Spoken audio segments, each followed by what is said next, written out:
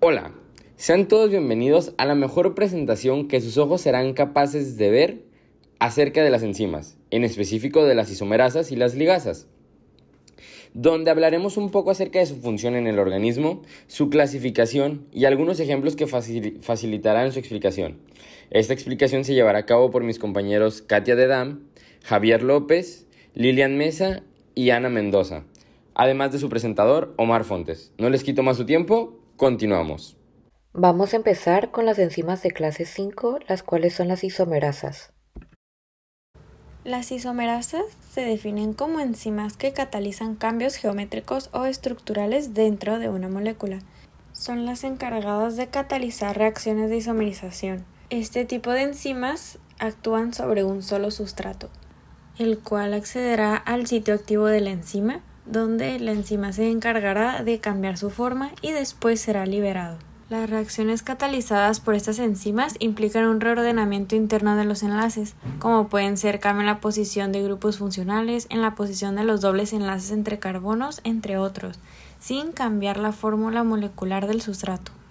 Este tipo de enzimas están presentes en todos los organismos celulares, cumpliendo funciones en diversos contextos.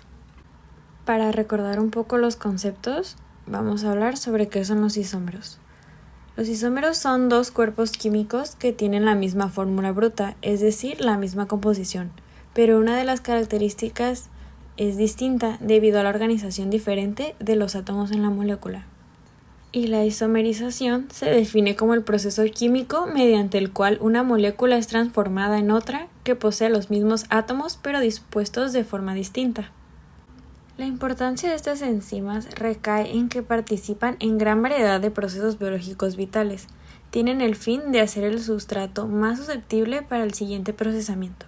Algunos de estos procesos importantes son la replicación y empaquetamiento del ADN, la glucólisis, algunas rutas metabólicas, la división celular y el plegamiento de proteínas.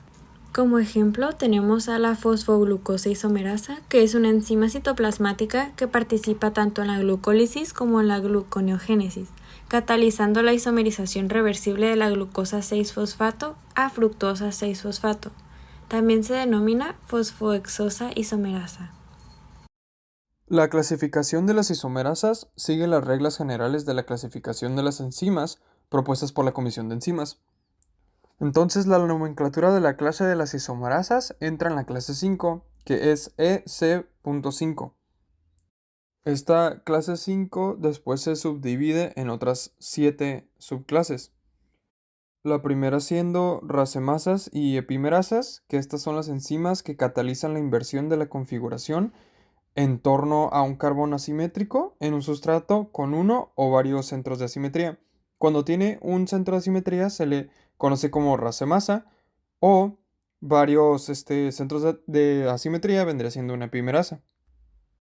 Luego tenemos las enzimas cis-trans isomerasas, que estas son las que catalizan isomerizaciones cis-trans en torno a un doble enlace. El tercer subgrupo son las enzimas isomerasas intramoleculares.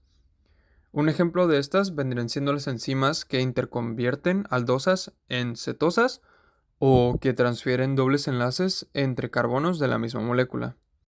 El siguiente subgrupo son las transferasas intramoleculares o también conocidas como mutasas.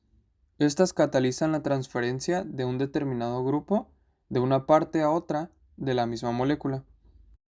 El subgrupo de liasas intramoleculares catalizan reacciones en las cuales un grupo puede ser considerado como eliminado de una parte de una molécula, abandonando un doble enlace, mientras permanece covalentemente enlazado a la molécula. Las isomerasas que alteran la conformación macromolecular pueden alterar la conformación de polipéptidos o de ácidos nucleicos. Por último, tenemos la clase EC5.99, que estas son las otras isomerasas y como lo dice su propio nombre, estas son las otras isomerasas que no se clasifican en ninguna otra de las subclases antes mencionadas. Ahora vamos a hablar de las enzimas de clase 6, las cuales son las ligasas.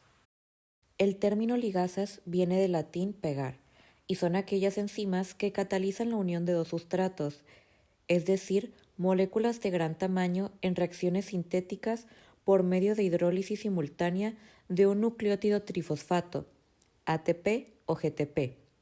Estas enzimas requieren el uso de ATP y la unión se hace por medio de enlaces covalentes. Decimos que requieren ATP porque para hacer la formación de enlaces usan la energía derivada del desdoblamiento de un enlace pirofosfato, tal como se encuentra en el ATP. A las ligasas también se les da el nombre de sintetasas porque sintetizan, es decir, unen dos moléculas. Cuando se usa para añadir dióxido de carbono a otra molécula, se le conoce como carboxilasa. Un ejemplo es el piruvato carboxilasa, que cataliza la reacción que se muestra en la diapositiva. Piruvato más dióxido de carbono más ATP nos va a dar oxaloacetato más ADP más fosfato. Es decir, el sustrato A más el sustrato B más ATP nos da la unión de sustrato A y B más ADP y un fosfato.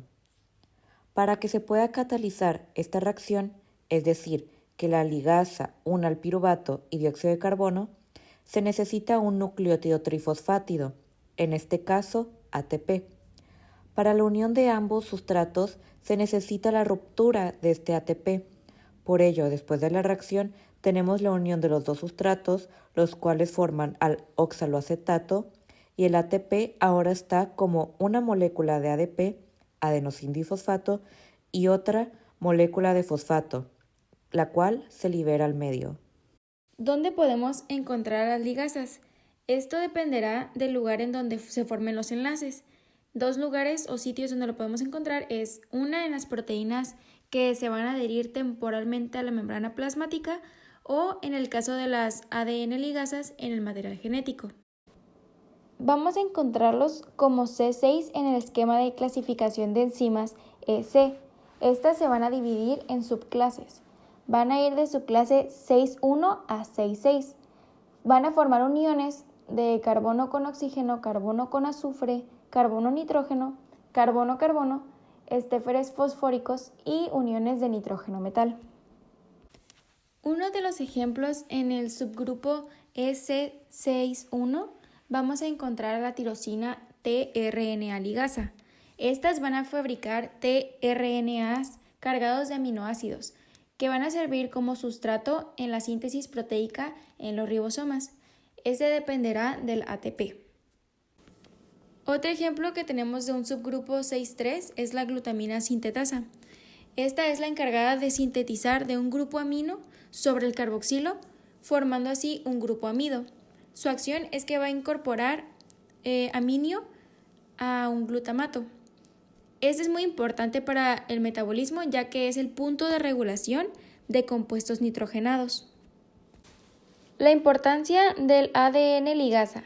Estas son indispensables para el mecanismo de reparación del ADN durante la división celular. Para que éstas se puedan unir, los fragmentos de ADN tienen que tener sus extremos complementarios. Así, la ligasa podrá unirlos creando una molécula única e intacta de ADN. ¿Hasta este punto todo bien? Supongo que sí. Pues hasta aquí llega nuestra explicación. Por último, nada más recalcaremos la importancia de las enzimas para llevar a cabo todos nuestros procesos metabólicos en el organismo, como lo llega a ser la glucólisis, el ciclo de Krebs, la formación de glucosa 6-fosfato, entre otras cosas. ¿Y gracias a qué podemos hacer todo esto? A las enzimas.